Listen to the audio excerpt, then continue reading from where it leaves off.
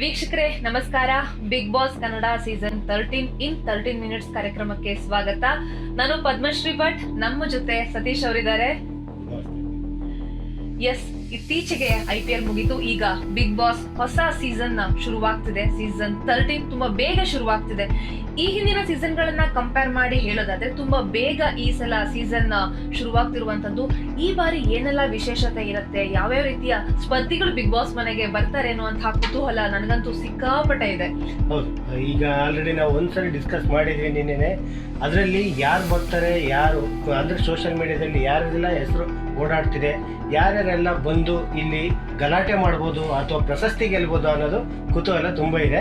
ಜನರು ಕೂಡ ಅದಕ್ಕೆ ತಕ್ಕಂತೆ ಅವ್ರವ್ರ ಯಾರ ಅಭಿಪ್ರಾಯ ಆಸಕ್ತಿ ಇದೆ ಅವ್ರ ಹೆಸರು ಹೇಳ್ತಾ ಇದ್ದಾರೆ. ಈ ಸರಿ ವಿಶೇಷವಾಗಿ ಇನ್ನೊಂದು ಜನಸಾಮಾನ್ಯರಿಗೆ ಅವಕಾಶ ಕೊಟ್ಟಿದ್ದಾರಲ್ಲ, ಅದಕ್ಕೋಸ್ಕರ ಜನರು ಕೂಡ ತಾವೇ ಸ್ಪರ್ಧಿ ಅನ್ನೋ ರೀತಿಯಲ್ಲಿ ಈಗ ಅದು ಬಿಗ್ ಬಾಸ್ದೊಂದು ಟ್ರೆಂಡ್ ಸ್ಟಾರ್ಟ್ ಆಗ್ತಾ ಇದೆ. IPL ಇಷ್ಟು ದಿನ ಹೆಂಗ್ ಟ್ರೆಂಡ್ ಇತ್ತು, RCB ನಮ್ದೇ ಕಪ್ಪು ಅಥವಾ RCB ಅಂತ ಇದ್ರೆ, ಈಗ ಬಿಗ್ ಬಾಸ್ ಅನ್ನೋದು ಒಂದು ಟ್ರೆಂಡ್ ಸ್ಟಾರ್ಟ್ ಆಗುತ್ತೆ. ಅದ್ರ ಜೊತೆಗೆ ಈಗ ಏನು ಅನ್ನಂದ್ರೆ ನಾನು ಹೋಗ್ತೀನಿ ಅಥವಾ ನೀನು ಹೋಗ್ತೀಯಾ, ಇನ್ನೊಬ್ರು ಬರ್ತಾರ ಅಂದ್ರೆ ಎಲ್ಲ ಡಿಫ್ರೆಂಟ್ ಅಂದ್ರೆ ವೇದಿಕೆಗಳಿಂದ ಜನರು ಬರ್ಬೋದು ಅಲ್ಲಿಗೆ. ಆದರೆ ಅದಕ್ಕಿಂತ ಇಲ್ಲಿ ನೋಡೋದಾಯ್ತು ಅಂದ್ರೆ ಈ ಸೀಸನ್ ಹೆಂಗಿರುತ್ತೆ ಅನ್ನೋದು ಕುತೂಹಲ ಜಾಸ್ತಿ. ಯಾಕಂದ್ರೆ ಬೇಗನೆ ಆರಂಭ ಮಾಡ್ತಿರೋದು ಒಂದು, ಜೊತೆಗೆ ಜನಸಾಮಾನ್ಯರಿಗೆ ಅವಕಾಶ ಕೊಟ್ಟಿರೋದು ಇನ್ನೊಂದು. ಹಾಗಾಗಿ ಯಾವ ರೀತಿ ಬರ್ತಾ ಇದೆ ಅನ್ನೋದು ಕುತೂಹಲ ತುಂಬಾ ನಮಗೆ ಮೂಡ್ತಾ ಇದೆ. ಈಗ ನಾವು ಬಿಗ್ ಬಾಸ್ ಅಂತ ಹೇಳ್ತೀವಿ. ಈಗ 13 ಸೀಸನ್ಗಳು ಬಂತು. 13 ಸೀಸನ್ಗಳ ವಿಜೇತರು ಯಾರು ಅಂತ ನೆನಪಿದಾರ? 13 ಸೀಸನ್ಗಳ ವಿಜೇತರು ಈಗ ನನಗಂತ ಖಂಡಿತ ನೆನಪಿಲ್ಲ. ಯಾಕಂದ್ರೆ ನಾನು ಹೇಳ್ತೀನಿ, ನನಗೆ ಫಸ್ಟ್ ಸೀಸನ್ 1 ಗೊತ್ತು. ಆಮೇಲೆ ಅವರು ಏನಾಗ್ತದೆ ಅಂದ್ರೆ ಅವರು ಬರ್ತಾ ಸೀಸನ್ ಗೆದ್ದು ಅವರು ಕಾಲ ಕಳೀತಾ ಹೋದಂತೆ ಅವ್ರ ಹೆಸರು ಮರ್ತೋಗುತ್ತೆ. ಆದ್ರೆ ಅವ್ರ ಮುಖ ನೋಡಿದ ತಕ್ಷಣ ನಮ್ಗೆ ಏನಾಗುತ್ತೆ, ಹೌದು ಇವ್ರು ಬಿಗ್ ಬಾಸ್ ಸೀಸನ್ ವಿನ್ನರು ಅಂದ್ರೆ ನಮ್ಗೊಂದು ಐಡಿಯಾ ಬರುತ್ತೆ ಅಲ್ವಾ. ಆದರೆ ಈಗ ನನಗೆ ನಿಜ ಗೊತ್ತಿರೋದಂದ್ರೆ ಒಂದು ವಿಜಯ ರಾಘವೇಂದ್ರ ಅಂತ ಹೇಳ್ಬೋದು. ಇನ್ನು ರೀಸೆಂಟಾಗಿ ನಾನು ಅಂದರೆ ಸೀರಿಯಲ್ ವೈಸ್ ಬರೋಕ್ಕಾಗಲ್ಲ ಯಾರು ಅಂತಂದು ಹೇಳ್ಬಿಟ್ಟು ಚಂದನ್ ಶೆಟ್ಟಿ ಇರ್ಬೋದು, ಹನುಮಂತು ಇರ್ಬೋದು, ಈ ಥರದ್ದು ಹೆಸರಿದೆ. ಆಮೇಲೆ ಈ ಗಿಲ್ಲಿ ನಟ ರೀಸೆಂಟ್ ಆಗಿರ್ಬೋದು. ಆದರೆ ಹಿಂದೆ ಯಾರಿದಾರೆ ಅಂತ ನನಗಂತೂ ಗೊತ್ತಿಲ್ಲ ನಿಜ. ಈಗ ಇದ್ರಲ್ಲೇ ಒಂದು ವಿಷಯ ಗೊತ್ತಾಗುತ್ತೆ, ಬಿಗ್ ಬಾಸ್ ಸೀಸನ್ ಯಾವ್ಯಾವ ಸೀಸನ್ ಗೆದ್ರು ಅನ್ನೋದು ಗೊತ್ತಾಗ್ತಿಲ್ಲ. ಅಂದ್ರೆ ಬಿಗ್ ಬಾಸ್ ಗೆದ್ದ ಮೇಲೂ ಕೂಡ ಆ ಜನಪ್ರಿಯತೆನ ಸರಿಯಾಗಿ ಉಳಿಸ್ಕೊಂಡು ಜನರ ಮುಂದೆ ಬಂದ್ರೆ ಮಾತ್ರ ಜನರಿಗೆ ನೆನಪಿರುತ್ತೆ, ಇಲ್ಲ ಅಂದ್ರೆ ಜನರಿಗೆ ನೆನಪಿರಲ್ಲ ಅಂತ. ಹೌದು, ಅದು ನಿಜ. ಯಾಕಂದ್ರೆ ಆ ಜನಪ್ರಿಯತೆ ಎಲ್ಲಿವರೆಗೂ ಅವ್ರು ತಗೊಂಡು ಹೋಗ್ತಾರೆ ಅನ್ನೋದು ಮುಖ್ಯ ಆಗುತ್ತೆ. ಈಗ ನಾವೇನಂದ್ರೆ ಒಂದು ಸೀಸನ್ ಮುಗಿದ ತಕ್ಷಣ ಗೆದ್ದಂತ ವ್ಯಕ್ತಿ ಈಗ ಹಲವಾರು ಕಾರ್ಯಕ್ರಮಕ್ಕೆ ಬರ್ತಾ ಇರ್ತಾರೆ, ಅಥವಾ ಎಲ್ಲೇ ಹೋದ್ರು ಜನ ಅವರನ್ನ ಬಿಗ್ ಬಾಸ್ ವಿನ್ನರ್ ಅಂತ ಗುರುಸ್ತಾ ಇರ್ತಾರೆ. ಈಗಲೂ ಬಂದ್ರೆ ಗಿಲ್ಲಿ ನಟ ಬಂದ್ರೆ ಬಿಗ್ ಬಾಸ್ ವಿನ್ನರ್ ಬಂದ ಅಂತ ಗುರುಸ್ತೇವೆ. ಹನುಮಂತು ಲಮಾಣಿ ಬಂದಂದ್ರೆ ಹಳೆ ಬಿಗ್ ಬಾಸ್ ಅಂತೀವಿ ಅಲ್ವಾ. ಅದೇ ರೀತಿಯಾಗಿ ಅವ್ರ ಜನಪ್ರಿಯತೆಯನ್ನು ಕಾಪಾಡ್ಕೊಂಡು ಹೋಗ್ಬೇಕು. ಇಲ್ಲ ಅಂತಂದ್ರೆ ಅವ್ರನ್ನ ಸಹಜವಾಗಿ ಮರ್ತೇ ಬಿಡ್ತೀವಿ ನಾವು. ಈಗ ಅದೇ ಹೇಳ್ತಿರೋದು, ಈಗ ಟ್ರೆಂಡಿಂಗ್ ಅಲ್ಲಿರೋದು ಗಿಲ್ಲಿ, ಅದನ್ನ ಬಿಟ್ರೆ ರಕ್ಷಿತಾ ಶೆಟ್ಟಿ, ಈಗ ಆ ಥರ. ಅದನ್ನ ಬಿಟ್ರೆ ಈಗಲೂ ಕಾಂಟ್ರವರ್ಸಿ ಅಥವಾ ಕೆಲವೊಂದು ವ್ಯಕ್ತಿತ್ವಗಳಿರ್ತಾವಲ್ಲ, ಅವರು ಸೋಷಿಯಲ್ ಮೀಡಿಯಾದಲ್ಲಿ ಯಾರು ಇರ್ತಾರೋ ಅವರ ಹೆಸರು ಕೂಡ ನೆನಪು ಬರ್ತದೆ.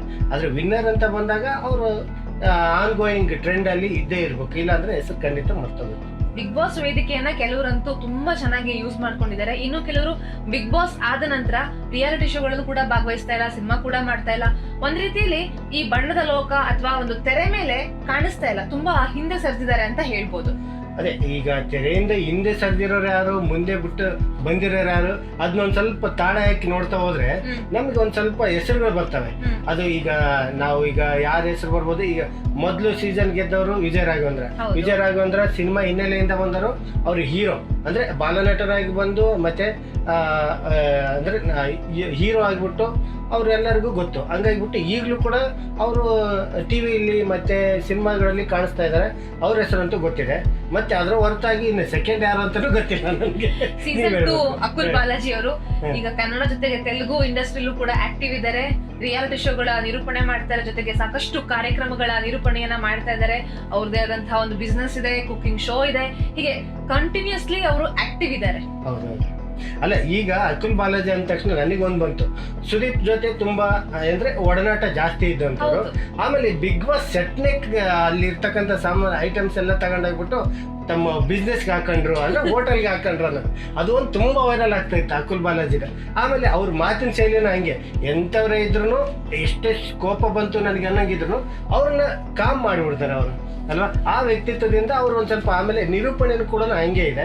ಹಾಗೆ ಎಲ್ಲ ಕಾರ್ಯಕ್ರಮಗಳು ಕಾಣೋದ್ರಿಂದ ಬಿಗ್ ಬಾಸ್ ವಿನ್ನರ್ ಅಂತ ಗೊತ್ತು. ಅಂದ್ರೆ ಆ ಕ್ಷಣಕ್ಕೆ ಗೊತ್ತಾಗತ್ತೆ. ಅದ್ರ ಹೊರತಾಗಿ ಮತ್ತೆ ಪುನಃ ಅವರ ಹೆಸರು ಮರ್ತೋಗುತ್ತೆ ಒಂದ್ ಸ್ವಲ್ಪ. ಅಂದ್ರೆ ನಿರೂಪಣೆಯಲ್ಲಿ ಇದ್ರೆ ಮಾತ್ರ ಅಥವಾ ಆಕ್ಟಿವ್ ಆಗಿ ನಮ್ಮ ಮುಂದೆ ಬಂದ್ರೆ ಮಾತ್ರ. ಆಮೇಲೆ ಅವ್ರಿಗೆ ತೆಲುಗು ಇಂಡಸ್ಟ್ರಿನಲ್ಲೂ ಕೂಡ ಅವಕಾಶ ಸಿಕ್ಕಿರೋದ್ರಿಂದ ಅಲ್ಲಿ ನಿರೂಪಣೆಗೆ ಅಲ್ಲಿ ಅವ್ರು ಒಂದ್ ಸ್ವಲ್ಪ ಬ್ಯುಸಿ ಆಗಿರ್ತಾರೆ. ಆ ಸಂದರ್ಭದಲ್ಲಿ ನಾವು ಮರ್ತೇ ಬಿಟ್ಟಿರ್ತೀವಿ ಅವರನ್ನು.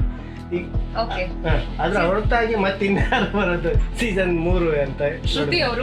ಶ್ರುತಿ ಅವರು ಗೆದ್ದ ನಂತರದಲ್ಲಿ ಯಾರು ಕೂಡ ಮಹಿಳಾ ಸ್ಪರ್ಧಿ ಬಿಗ್ ಬಾಸ್ ಟ್ರೋಫಿಯನ್ನ ಗೆದ್ದಿಲ್ಲ. ಅದು ನಿಜವಾಗ್ಲೂ ಹೆಣ್ಮಕ್ಳಿಗೆ ಬೇಜಾರಿನ ವಿಷಯ. ಪ್ರತಿ ಸಲ ಗಂಡ್ಮಕ್ಳೇ ವಿನ್ ಆಗ್ತಿದ್ದಾರೆ, ಹೆಣ್ಮಕ್ಳು ವಿನ್ ಆಗ್ತಿಲ್ಲ ಅಂತ ಅದೊಂದು ಕಂಪ್ಲೇಂಟ್ ಇದ್ದೇ ಇದೆ.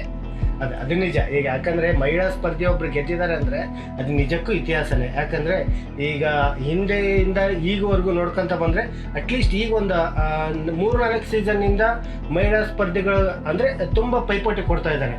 ಅದಕ್ಕಿಂತ ಮುಂಚೆ ಹೋಲಿಕೆ ಮಾಡಿದ್ರೆ ಮಹಿಳಾ ಸ್ಪರ್ಧಿಗಳು ಫೈನಲಿಗೆ ಬರೋದು ಒಂದ್ ಸ್ವಲ್ಪ ಕಷ್ಟ. ಅಂಥದ್ರಲ್ಲೂ ಶ್ರುತಿ ಅವರು ಫೈನಲಿಗೆ ಬಂದು ಟ್ರೋಫಿ ಗೆದ್ಕೊಂಡು ಹೋದ್ರಲ್ಲ, ಅದು ಖುಷಿ ವಿಚಾರ. ಈಗಲೂ ಕೂಡ ಶ್ರುತಿ ಅವ್ರಿಗೆ ಅಂದ್ರೆ ಆ ಫೇಮ್ ಇದೆ. ಅವರು ನಟಿ ಅನ್ನೋದು ಐತಲ್ಲ, ಅದು ಜನರ ಮೈಂಡ್ ಇಂದ ಹೋಗಕ್ ಆಗ್ತಾನೆ ಇಲ್ಲ. ಆಮೇಲೆ ಅವ್ರು ಬಿಗ್ ಬಾಸ್ ಬಂದ್ರು, ಈಗಲೂ ಕೂಡ ಅವರು ಬಿಗ್ ಬಾಸ್ ವಿನ್ನರ್ ಅನ್ನೋದಕ್ಕಿಂತ ಜನ ಜಾಸ್ತಿಯಾಗಿ ನಟಿ ಅನ್ನೋದ್ರಲ್ಲಿ, ಹೀರೋಯಿನ್ ಅನ್ನೋದ್ರಲ್ಲೇ ಜಾಸ್ತಿ ಗುರುಸ್ತಾ ಇದ್ದಾರೆ. ಹಂಗಾಗಿಬಿಟ್ಟು ಅವರು ಮುನ್ನೆಲೆಗೆ ಇದ್ದೇ ಇದ್ದಾರೆ.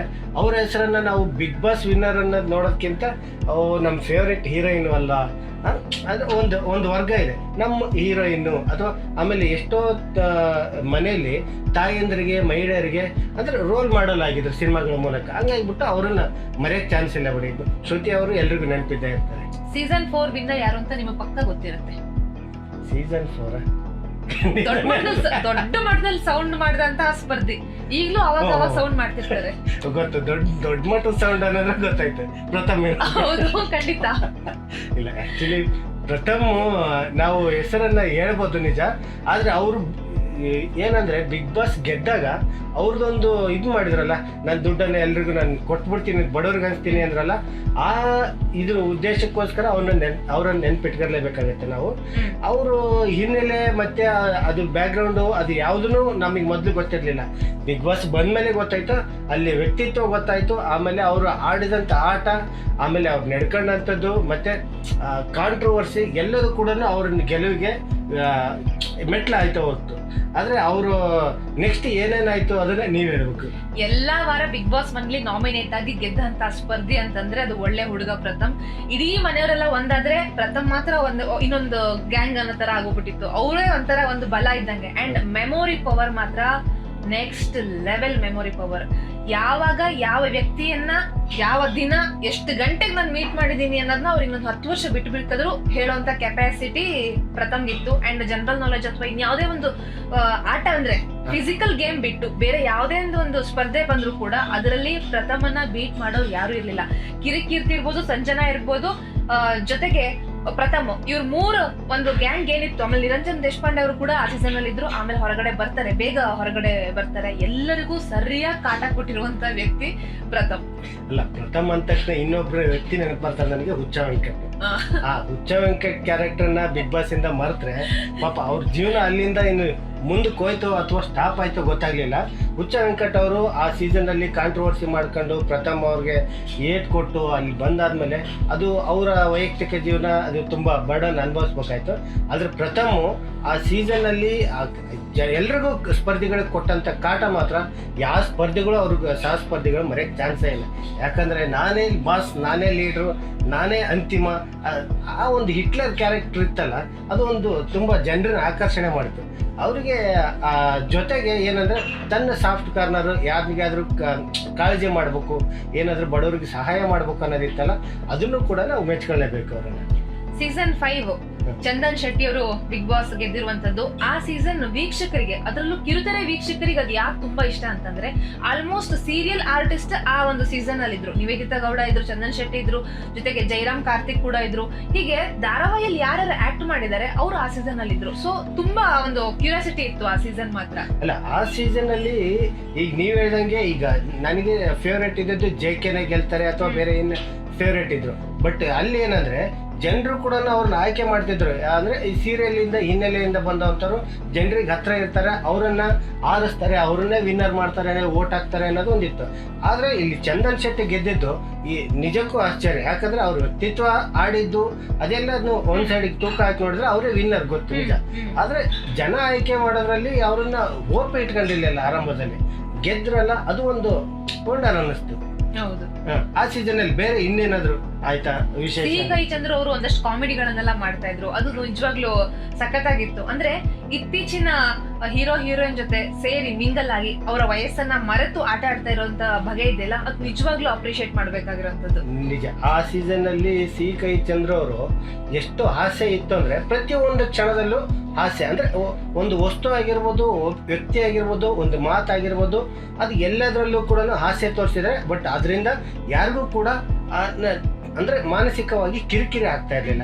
ಒಬ್ರನ್ನ ತುಳಿದ್ಬಿಟ್ಟು ಅಥವಾ ಅವಹೇಳನ ಮಾಡುವಂತ ಹಾಸ್ಯ ಮಾಡಿಬಿಟ್ಟು ಯಾವತ್ತೂ ಅವರು ಕಾಮಿಡಿಯನ್ನು ಮಾಡಲಿಲ್ಲ. ಅದಕ್ಕೆ ಅವ್ರನ್ನ ಆಕ್ಚುಲಿ ಒಬ್ಬ ಹೀರೋ ಆಗಿ, ನಟನಾಗಿ, ಒಬ್ಬ ಹಾಸ್ಯ ಕಲಾವಿದನಾಗಿ ಎಲ್ಲಾ ರೀತಿಯನ್ನು ಅವ್ರನ್ನ ಒಪ್ಕೋಬಹುದು. ಯಾಕಂದ್ರೆ ಅಂತ ವ್ಯಕ್ತಿತ್ವ ಅವರದ್ದು.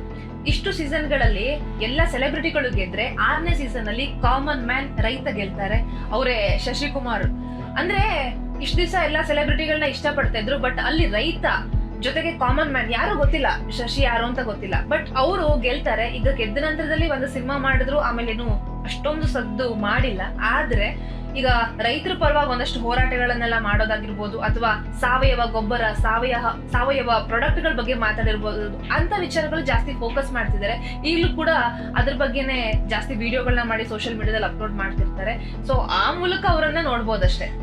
ಅಂದ್ರೆ ನಾನು ಆಕ್ಚುಲಿ ರೈತ ಅಂದ ತಕ್ಷಣನೇ ಈಗ ಬಹುತೇಕ ಅಂದ್ರೆ ನಮ್ಮ ರಾಜ್ಯ, ನಮ್ಮ ದೇಶ ಇರೋದೇನಂದ್ರೆ ಕೃಷಿ ಅವಲಂಬಿತ ರಾಜ್ಯ ಆಗಿರೋದ್ರಿಂದ ರೈತನಿಗೆ ಜಾಸ್ತಿ ಫೋಕಸ್ ಮಾಡೋದಂತೂ ನಿಜ. ಅಂದ್ರೆ ಕೃಷಿಕ ಹಿನ್ನೆಲೆಯಲ್ಲ ಬಂದಂತವ್ರನ್ನ ಎಲ್ಲರೂ ಏನಂದ್ರೆ ಬೇಗ ಒಪ್ಕೋತಾರೆ. ಆಮೇಲೆ ಶಶಿ ಕೂಡ ಅದೇ ತರ ಇದ್ರು. ಅವ್ರ ವ್ಯಕ್ತಿತ್ವ ಮತ್ತೆ ಹಳ್ಳಿ ಹಿನ್ನೆಲೆ ಅದನ್ನ ಪ್ರತಿಯೊಂದನ್ನು ಹೇಳ್ತಾ ಇದ್ರು, ತಮ್ಮ ಮಾತಲ್ಲಿ ಕೂಡ ತೋರಿಸ್ತಾ ಇದ್ರು. ಜೊತೆಗೆ ಏನಂದ್ರೆ ಅವರು ಇನ್ನೊಂದ್ ಸ್ವಲ್ಪ ಟ್ರೋಫಿ ಗೆದ್ರು, ಗೆಲ್ಲೋವರೆಗೂ ಮಾತ್ರ ಅವ್ರು ಹವಾ ಇತ್ತು. ಗೆದ್ದ ಮೇಲೆ ಏನೋ ಕಡಿಮೆ ಆಯ್ತಾ ಅಂತ ನನ್ನ ಅನಿಸಿಕೆ ಆಯ್ತು. ಯಾಕಂದ್ರೆ ಅವರು ಎಲ್ಲೂ ಕೂಡ ವೇದಿಕೆಯಲ್ಲಿ ಜಾಸ್ತಿ ಸಿಗ್ಲಿಲ್ಲ, ಕಾಣಿಸ್ಕೊಳ್ಳಿಲ್ಲ.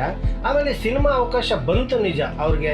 ಅಂದ್ರೆ ಬಿಗ್ ಬಾಸ್ ವಿನ್ನರು, ಇನ್ನೂ ಜನರಿಗೆ ಒಂದ್ ಸ್ವಲ್ಪ ಪರಿಚಿತ ವ್ಯಕ್ತಿ ಅನ್ನೋ ರೀತಿಯಲ್ಲಿ ಅವರು ಕಾಣಿಸ್ಕೊಂಡ್ರು ಕೂಡ, ಒಂದು ಸಿನಿಮಾ ಸಿಕ್ಕಿದ್ರು ಕೂಡ ಅವಕಾಶ, ಆದ್ರೂ ಒಂದ್ ಸ್ವಲ್ಪ ಸಕ್ಸಸ್ ಸಿಗೋದ್ರಲ್ಲಿ ಏನಾದ್ರು ಒಂದ್ ಸ್ವಲ್ಪ ಹಿಂದೇಟ್ ಆಯ್ತಾ ಅಂತ. ಆಮೇಲೆ ಈಗಲೂ ಕೂಡ ಸೋಷಿಯಲ್ ಮೀಡಿಯಾದಲ್ಲಿ ಇರ್ಬೋದು, ಜನರು ಒಡನಾಟ ಇರ್ಬೋದು, ವೇದಿಕೆಗಳ ಅವಕಾಶ ಇನ್ನೊಂದ್ ಸ್ವಲ್ಪ ಕಡಿಮೆ ಆಯ್ತಾ ಅಂತ ಅಲ್ವಾ? ಹೌದು. ಈಗ ಇತ್ತೀಚಿನ ರೀಸೆಂಟ್ ಸೀಸನ್ ಗಳನ್ನ ನೋಡಿದ್ರೆ ಬಿಗ್ ಬಾಸ್ ಮನೆಯಲ್ಲಿ ಎಂಟರ್ಟೈನ್ಮೆಂಟ್ ಗಿಂತ ಜಾಸ್ತಿ ತುಂಬಾ ಟಾಕ್ಸಿಕ್ ಇರುತ್ತೆ. ಅಂದ್ರೆ ಯಾವಾಗ ನೋಡಿದ್ರು ಕಾಂಟ್ರವರ್ಸಿ, ಜಗಳ. ಬಿಗ್ ಬಾಸ್ ಅಂದ್ರೆ ಜಗಳನ ಅಂತ ಅನ್ಸ್ಬಿಡುತ್ತೆ. ಆ ರೀತಿ ಒಂದು ವಾತಾವರಣ ಇತ್ತು. ಲಾಸ್ಟ್ ಟೈಮ್ ಜಗಳ ಇದ್ರು ಕೂಡ ಗಿಲ್ಲಿ ಅವ್ರು ಇರೋದಕ್ಕೆ ಒಂದಷ್ಟು ಕಾಮಿಡಿ ಇತ್ತು. ಆದ್ರೆ ಬಿಗ್ ಬಾಸ್ ಸೀಸನ್ 7 ಮಾತ್ರ ನೆಕ್ಸ್ಟ್ ಲೆವೆಲ್ ಕಾಮಿಡಿ ಆಗಿತ್ತು. ಯಾಕಂದ್ರೆ ಅಂತ ಸ್ಪರ್ಧಿಗಳು ಬಿಗ್ ಬಾಸ್ ಮನೇಲಿ ಇದ್ರು. ಶೈನ್ ಶೆಟ್ಟಿ ಇರ್ಬೋದು, ಭೂಮಿ ಶೆಟ್ಟಿ ಇರ್ಬೋದು, ಚಂದನ, ವಾಸುಕಿ ವೈಭವ್, ಪುರಿ ಪ್ರತಾಪ್ ಅವರು, ಹರೀಶ್ ರಾಜ್, ಅದ್ಭುತವಾದಂತಹ ಪ್ರತಿಭೆಗಳು. ಒಬ್ರಿಗಿಂತ ಒಬ್ರು ಮಲ್ಟಿ ಟ್ಯಾಲೆಂಟೆಡ್ ಇರುವಂತಹ ಒಂದು ವ್ಯಕ್ತಿತ್ವ. ಸಖತ್ತಾಗಿತ್ತು ಆ ಸೀಸನ್ ಮಾತ್ರ. ಅಲ್ಲ, ಈಗ ಆಕ್ಚುಲಿ ಆ ಸೀಸನ್ ಅಲ್ಲಿ ಚೆನ್ನಾಗಿತ್ತು, ನೋಡೋರಿಗೆ ಎಂಟರ್ಟೈನ್ ಆಗಿತ್ತು. ಆಕ್ಚುಲಿ ಅದನ್ನ ಒಪ್ಕೋತೀವಿ ನಾವು. ಆದ್ರೆ ಆ ಎಲ್ಲಾ ಹಿನ್ನೆಲೆಯಲ್ಲಿ ಬಂದವರು ಕೂಡ ಕಲಾವಿದ್ರೆ ಜಾಸ್ತಿ ಆಗಿದ್ರಲ್ವಾ? ಕಲಾವಿದರಾಗಿದ್ರಿಂದ ಅದ್ರಲ್ಲಿ ಮನೋರಂಜನೆ ಜಾಸ್ತಿ ಇತ್ತು. ಈಗ ಅದ್ರಲ್ಲಿ ವಿನ್ನರ್ ಅಂತ ನೋಡಕೈತಂದ್ರೆ ಶೈನ್ ಶೆಟ್ಟಿ. ಆದ್ರೆ ಈಗ್ಲೂ ಕೂಡ ತಮ್ಮ ಅವಕಾಶನ ಈಗ್ಲೂ ಎಲ್ಲೂ ಕೂಡ ಅಪಾರ್ಚುನಿಟಿಯನ್ನು ಮಿಸ್ ಮಾಡ್ಕೊತಾ ಇಲ್ಲ. ಎಲ್ಲಾ ಕಡೆನೂ ಬಾಸ್ತಾ ಇದ್ದಾರೆ. ಜೊತೆಗೆ ಅವರ ಒಂದು ಏನಂದ್ರೆ ಕ್ಯಾರೆಕ್ಟರ್ ಕೂಡ ಹಂಗೆ ಇತ್ತು, ಯಾರನ್ನೂ ನೋಯಿಸ್ತಾ ಇರ್ಲಿಲ್ಲ. ಆಟ ಆಯ್ತು, ಎಂಟರ್ಟೈನ್ ಆಯ್ತು, ಜನರಿಗೆ ಏನ್ ಬೇಕೋ ಅದನ್ನಂತೂ ಕೊಡ್ತಾ ಇದ್ರು. ಆ ಸೀಸನ್ ನಿಜ ಎಲ್ಲರೂ ಮಿಸ್ ಮಾಡ್ಕೊಳ್ಳಲ್ಲ, ಆದ್ರೆ ತುಂಬಾ ದಿವಸ ಅಂತೂ ತಲೆಯಲ್ಲಿ ಉಳಿತಾ ಇಲ್ಲ. ಆ ಒಂದು ಸಕ್ಸಸ್ ಅನ್ನ ಸರಿಯಾಗಿ ಯೂಸ್ ಮಾಡ್ಕೊಂಡಿದ್ದಾರೆ ಶೈನ್ ಶೆಟ್ಟಿ. ಗಲ್ಲಿ ಕಿಚನ್ ಅಂತ ಏನ್ ಅವ್ರದ್ದು ಒಂದು ಹೋಟೆಲ್ ಇತ್ತು, ಅದು ನೆಕ್ಸ್ಟ್ ಲೆವೆಲ್ ಬೆಳೀತು. ಇವಾಗ ಅವ್ರು ಅದನ್ನ ಬೇರೆಯವ್ರಿಗೆ ಹ್ಯಾಂಡ್ ಓವರ್ ಮಾಡಿರ್ಬೋದು, ಬಟ್ ಉದ್ಯಮ ಅಂತ ವಿಚಾರ ಬಂದಾಗ ಸಕ್ಸಸ್ ಆಗಿದ್ದಾರೆ. ಆಮೇಲೆ ಪ್ರೊಡಕ್ಷನ್ ಹೌಸ್ ಕೂಡ ಶುರು ಮಾಡಿದ್ದಾರೆ. ಜೊತೆಗೆ ಸಿನಿಮಾಗಳನ್ನ ಕೂಡ ಮಾಡ್ತಾ ಇರುವಂತದ್ದು. ಈಗ ಒಂದು ಆಲ್ರೆಡಿ ಒಂದು 3-4 ಸಿನಿಮಾ ಮಾಡಿದ್ದಾರೆ ಅವರು. ಇನ್ನೊಂದಷ್ಟು ಸಿನಿಮಾಗಳನ್ನ ಮಾಡೋದಕ್ಕೆ ಸ್ಕ್ರಿಪ್ಟ್ ವರ್ಕ್ ಕೂಡ ನಡೀತಾ ಇದೆ. ಬಿಗ್ ಬಾಸ್ ಮನೇಲಿ ರವಿ ಬೆಳಗೆರೆ ಅವರು ಬಂದ್ರು. ರವಿ ಬೆಳಗೆರೆ ಅವ್ರು ಬಂದಾದ ಕೂಡಲೇ ಯಾವ ರೀತಿ ಆಟ ಆಡ್ಬೋದು, ಇವ್ರು ಬಾಕಿ ಜೊತೆ ಹೇಗಿರ್ತಾರೆ, ಬಿಕಾಸ್ ಯಾವಾಗ್ಲೂ ನೇರ ಮಾತಿನಿಂದನೇ ಅವರು ತುಂಬಾ ಫೇಮಸ್ ಆಗಿರುವಂತದ್ದು, ಹೇಗಿರ್ತಾರೆ ಅನ್ನೋಂತ ಒಂದು ಕುತೂಹಲ ಇತ್ತು. ಬಟ್ ನಿಜವಾಗ್ಲೂ ಅಲ್ಲಿರುವಂತಹ ಒಂದು ಯುವ ಜನತೆ ಜೊತೆಗೆ ರವಿ ಬೆಳಗೆರೆ ಅವರು ಸಿಕ್ಕಾಪಟ್ಟೆ ಮಿಂಗಲ್ ಆಗ್ತಾರೆ. ಪದೇ ಪದೇ ಕಾಫಿ ಕೇಳ್ತಾ ಇದ್ರು, ಅದನ್ನೊಂದು ಬಿಟ್ರೆ. ಬಟ್ ರವಿ ಬೆಳಗೆರೆ ಇವರೇನ ಅಕ್ಷರ ಮಾಂತ್ರಿಕ ಇವರೇನ ಅಂತ ಒಂದು ಡೌಟ್ ಬರೋ ರೇಂಜಿಗೆ ಅವರು ಬಿಗ್ ಬಾಸ್ ಮನೇಲಿ ಇದ್ರು. ಆ ದಿನಗಳು ನಿಜವಾಗ್ಲೂ ಖುಷಿ ಕೊಡುತ್ತೆ ಒಂದು ಎಪಿಸೋಡ್ ನೋಡಿದಾಗ. ನಿಜ, ಒಬ್ಬ ಪತ್ರಕರ್ತರಾಗಿ ಅಂದ್ರೆ ನೇರ ಕಠೋರವಾಗಿ ವಾದಿಯಾಗಿ ಮಾತಾಡೋವಂಥವ್ರು ನಿಜವಾಗ್ಲೂ ನಿಜ ಜೀವನದಲ್ಲಿ ಹಿಂಗೆ ಇದಾರ ಅಂತ ಹೇಳ್ಬಿಟ್ಟು ತುಂಬಾ ಕುತೂಹಲ ಇತ್ತು. ಅವರ ವ್ಯಕ್ತಿತ್ವವನ್ನ ಮತ್ತೆ ಅವರು ಕೊಡ್ತಕ್ಕಂಥ ಸಲಹೆಗಳು, ಜೀವನ ಮಾರ್ಗದರ್ಶನ ಇತ್ತಲ್ಲ, ಅದು ನಿಜಕ್ಕೂ ಅಲ್ಲಿ ಅವರ ಜೊತೆಗೆ ಯಾರು ಬಿಗ್ ಬಾಸ್ ಸ್ಪರ್ಧೆಯಲ್ಲಿದ್ರು, ಆ ಸೀಸನ್ ಅಲ್ಲಿ ಇದ್ರು, ಅವ್ರಿಗೆ ಖಂಡಿತವಾಗ್ಲೂ ಅದು ಉಪಯೋಗ ಆಗಿದೆ.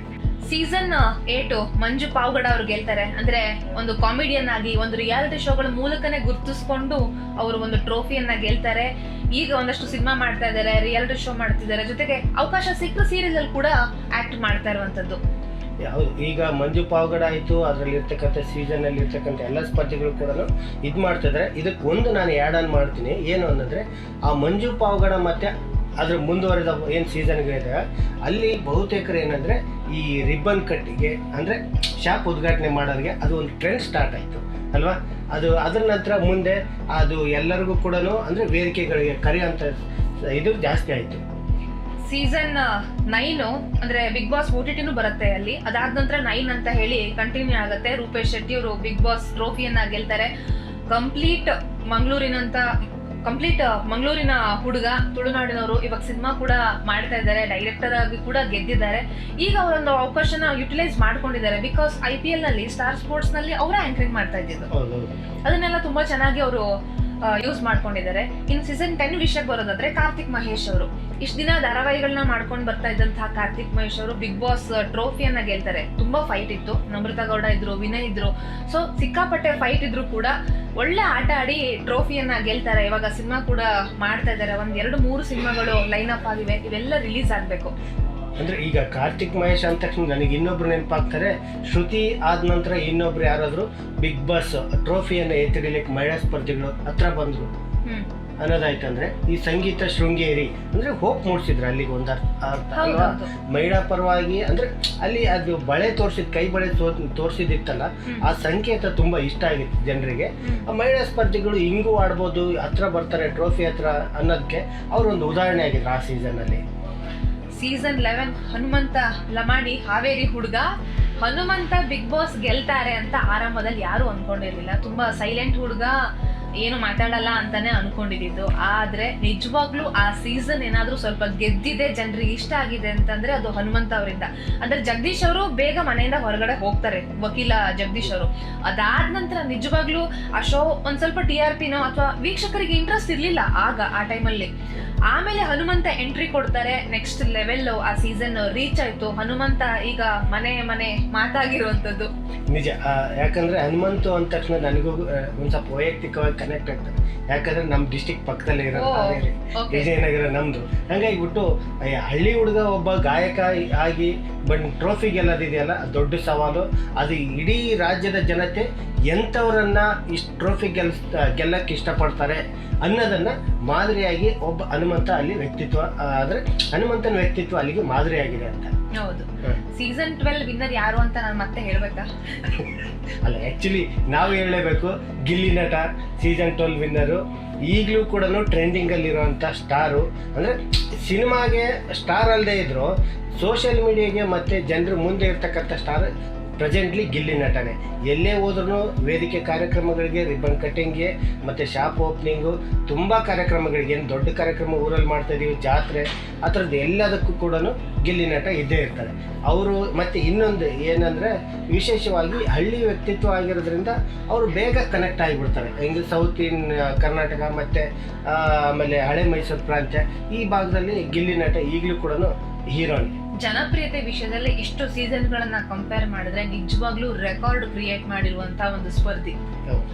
ಅದಂತೂ ಪಕ್ಕಾ ಹೌದು. ಇನ್ನು ಈ ಜನಪ್ರಿಯತೆನ ಉಳಿಸ್ಕೊಂಡು ಅವ್ರು ಏನ್ ಮಾಡ್ತಾರೆ ಅಂತ ನೋಡ್ಬೇಕು. ಯಾಕಂದ್ರೆ ಒಂದ್ 50,000 60,000 ಇದ್ದಿದ್ದಂತ ಅವ್ರದ್ದೊಂದು ಇನ್ಸ್ಟಾಗ್ರಾಮ್ ಫಾಲೋವರ್ಸ್ ಸಂಖ್ಯೆ ಈಗ 2 ಮಿಲಿಯನ್ ದಾಟಿದೆ.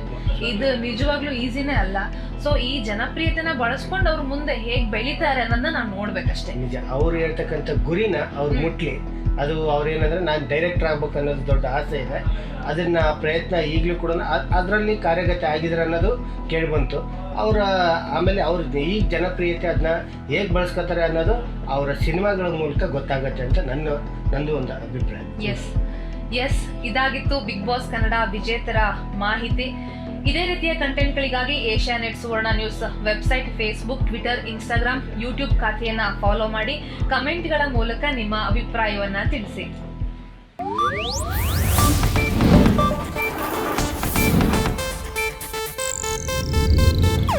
ಇದು ಏಷ್ಯಾನೆಟ್ ನ್ಯೂಸ್ ನೆಟ್ವರ್ಕ್ ಪ್ರಸ್ತುತಿ.